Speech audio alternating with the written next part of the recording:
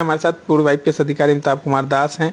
चर्चाएं होंगी, चर्चाएं बिहार की राजनीतिक जगत की होगी। देखिए, बिहार की राजनीतिक गलियारों में जिस तरीके से भूचाल मचा हुआ है, भूचाल इसलिए कहे कि महागठबंधन में अब एक तरफ कांग्रेस का भी विरोध हो रहा है, राजेश राम प्रदेश अध्यक्ष हैं, उनका भी विरोध हो रहा है। दूसरी ओर तेजस्वी प्रसाद यादव तेजस्वी प्रसाद यादव का कोई और नहीं, घर में ही जो है कई लोग जो है उनका विरोध कर रहे हैं, कह रहे हैं कि हार का श्रेय जो है अब तेजस्वी यादव को लेना चाहिए। लेकिन तेजस्वी यादव विरोधी दल के नेता हो गए हैं। तो दूसरे तरफ बात करें तो एनडीए में जो है सीट बंटवारे को लेकर चर्चाएं हो रही हैं, सीटों को लेकर चर्चाएं हो रही हैं कि कौन बनेगा मंत्री, कौन बनेगा उप मुख्यमंत्री, कौन किसके पास जाएगा गृह विभाग। हमारे साथ पूर्व आईपीएस अधिकारी हैं। देखिए, राजनीतिक गलियारों की जो चर्चाएं हैं, चुनाव जीतने के बाद महागठबंधन जो है कहां तक सिमट गया वो आपको ही मालूम है। लेकिन जिस तरीके से हालात पैदा हुए हैं बिहार में, सुर्खियां बनी हुई हैं, एक पत्रकार को भी जो है कम से कम उनको सुना डाला गया, तो कैसे देखते हैं? अब ये तो पत्रकार वाली बात कर रहे हैं आप, वो तो मैं दर्शकों को बता दूं कि जो रोहिणी आचार्य हैं, लालू की दूसरी बेटी, इन दिनों काफ़ी खबरों में हैं, सुर्खियों में हैं। तो उन्होंने एक पटना के सीनियर पत्रकार हैं, तो उनको फ़ोन करके बहुत मतलब आप कह सकते हैं भला बुरा कहा। और ऑडियो सुन के मुझे अजीब लगा, क्योंकि रोहिणी आचार्य की अपनी आवाज़ भी काफ़ी फंसी हुई थी, लग रहा था कि तबीयत भी ठीक नहीं है, लेकिन फंसी आवाज़ से भी पूरे मतलब झगड़ा करने के लिए मतलब कमर कसे हुई थी। ये सब कुछ बहुत दुर्भाग्यपूर्ण है। परिवार लगभग सारे परिवारों में झगड़े होते हैं, घर घर की कहानी है, लेकिन उसको चौराहे पर लाना, ये सब जो हो रहा है, ये एक नासमझी वाला काम है। और इससे रोहिणी आचार्य अपने माता पिता को टेंशन ही दे रही हैं और कुछ काम नहीं कर रही हैं। और ठीक है, मतलब बाकी पार्टियों में देखिए, जब कोई पार्टी जीतती है तब उसमें अच्छा, कांग्रेस की हार के जिम्मेवार किसे मानते हैं आप? देखिए, पूरे बिहार का जो रिजल्ट हुआ इस बार, मैं उसके लिए वोट चोरी को जिम्मेदार मान रहा हूँ। ऐसा जो एक तरफा रिजल्ट हुआ कि एनडीए को एकदम मतलब बहुत ज़्यादा सीटें मिल गई, 208 और 207, तो ये वोट चोरी के बिना संभव नहीं है। और इस पर विपक्षी पार्टियों को गंभीरता से विचार करना चाहिए। जिस तरह बिहार में एसआईआर के तहत चुनाव आयोग ने 65 लाख वोटरों के नाम काट दिए। आरोप लगा रहे हैं कि राजेश राम, पप्पू यादव, कृष्णा बड़ू, ये सब मिलकर जो कांग्रेस को ध्वस्त कर दिया गया।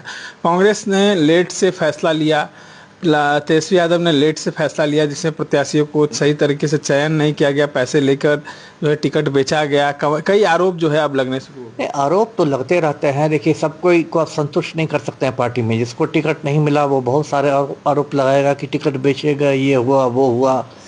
तो ये बात है, ठीक है, उससे कहीं कहीं कुछ असर हुआ होगा, लेकिन कुल मिलाकर पूरे बिहार में जो रिजल्ट हुआ है वो वोट चोरी की देन है। 65 लाख मतदाताओं के नाम काटे गए। एसआईआर के तहत चुनाव आयोग ने बहुत धांधली की, आचार संहिता को ताक पर रख दिया गया। आखिर समय तक 10,000 रुपये महिलाओं के अकाउंट में भेजे गए, बिल्कुल मजाक बन गया आचार संहिता। ये सब से हुआ है, तो अब तो विपक्ष को एक संयुक्त मोर्चा बनाना चाहिए। और आपने कहा कि अब एनडीए में घमासान हो रहा है, अब तो मंत्री बनने का घमासान है। खासकर उप मुख्यमंत्रियों पर नज़र है सबकी कि कौन बनेगा। क्या सम्राट चौधरी और विजय सिन्हा को रिपीट किया जाएगा या फिर कोई नया चेहरा आएगा? बीच में रामकृपाल यादव का नाम उछलता है कि वो भी डिप्टी सीएम बन सकते हैं। फिर बात आती है कि हो सकता है चिराग पासवान डिप्टी सीएम बन जाए। तो ये बात है। अब देखिए, पलटू राम और गृह विभाग की आपने बात की, वो तो पलटू राम अपने पास रखेंगे ही रखेंगे, उसमें कोई शक नहीं है। ये भी चर्चा है कि प्रशांत किशोर ने कल कहा कि अगर जिन मंत्रियों पे हमने आरोप लगाया है, अगर वो मंत्री फिर से रिपीट किए जाते हैं तो अब हम कोर्ट जाएंगे। ये अच्छी बात है, इसका स्वागत किया जाना चाहिए, है ना? क्यों? जैसे प्रशांत किशोर सीधे सीधे कहे, जिससे जो उन्होंने एक सम्राट चौधरी पर बड़ा इल्ज़ाम लगाया है, एक अशोक चौधरी पर बड़ा इल्ज़ाम लगाया, एक मंगल पांडे पर बड़ा इल्ज़ाम लगाया। इन 3 मंत्रियों पर खास के उनके बड़े इल्ज़ाम थे, बाकी लोग तो मंत्री नहीं उन पर इल्ज़ाम वाले। तो यदि ऐसा होता है तो उसको तो सिर्फ कोर्ट ही क्यों, तो सड़कों पर भी शांतिपूर्ण विरोध होना चाहिए। क्यों गुंडे मवाली लोग, भ्रष्ट लोग, चोर डकैत क्यों मिनिस्टर बनेंगे? जी। तो क्या आपको नहीं लगता है कि बिहार की जो सियासत है अब एक तरीके से जिस तरीके अपराधी छवि के नेता हैं उन लोगों पर आकर टिक गई है?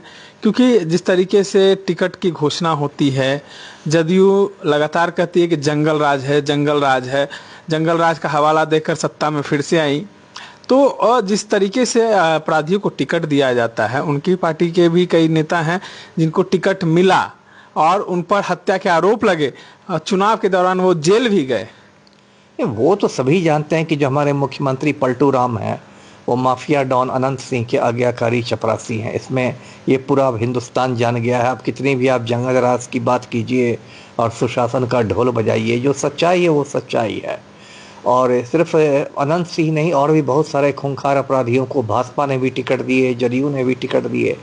लेकिन सबसे ज़्यादा दोषी बिहार की जनता है जो इन अपराधियों को चुनाव जिता देती है, जाति के नाम पर वोट देके, धर्म के नाम पर वोट देके। मैंने पढ़े लिखे भूमिहारों को देखा है अनंत सिंह की दलाली करते हुए, पढ़े लिखे राजपूतों को देखा है आनंद मोहन की दलाली करते हुए, पढ़े लिखे मुसलमानों को देखा है शहाबुद्दीन की दलाली करते हुए। और जब अपराध बढ़ता है तो लोग बैठ के नेहरू जी की निंदा करते हैं। जिस तरीके से टिकट का बंटवारा हुआ, कई बाहुबलियों को एनडीए ने भी टिकट दिया, कई बाहुबलियों को महागठबंधन में टिकट दिया, और जीत भी इन लोग की हुई। वही ना मैंने कहा कि यदि अनंत सिंह को जदयू ने टिकट दिया तो रीतलाल यादव को राजद ने दे दिया, है ना। और रीतलाल यादव तो खैर हार गया, लेकिन अनंत सिंह को तो पब्लिक ने जिता दिया, ये जानते हुए कि दुलार चंद यादव का इसने खून किया है। तो पब्लिक भी बहुत हद तक जिम्मेवार है। महतो को भी टिकट मिला, उसकी पत्नी को। हाँ जी, अशोक महतो, वारसलीगंज से। बिल्कुल बिल्कुल। तो वो तो मैं गिनाने लगो तो बहुत सारे ऐसे क्रिमिनल आ जाएंगे। साहिबगंज से राजू सिंह को टिकट मिला, है ना। कुचायकोट से अमरेंद्र पांडे उर्फ पप्पू पांडे को टिकट मिला। बहुत सारे अपराधियों को टिकट मिला है जी। तमाम चीज़ों को सुन रहे थे। पूर्व आईपीएस अधिकारी अमिताभ कुमार दास हमारे साथ चर्चा में जुड़े थे। हमारे साथ फेसबुक पेज को लाइक, शेयर एंड जरूर सब्सक्राइब जो है जरूर करें, यूट्यूब चैनल को सब्सक्राइब करें, और इस तरह के तमाम अपडेट्स के लिए हमारे साथ जुड़ते ही रहें।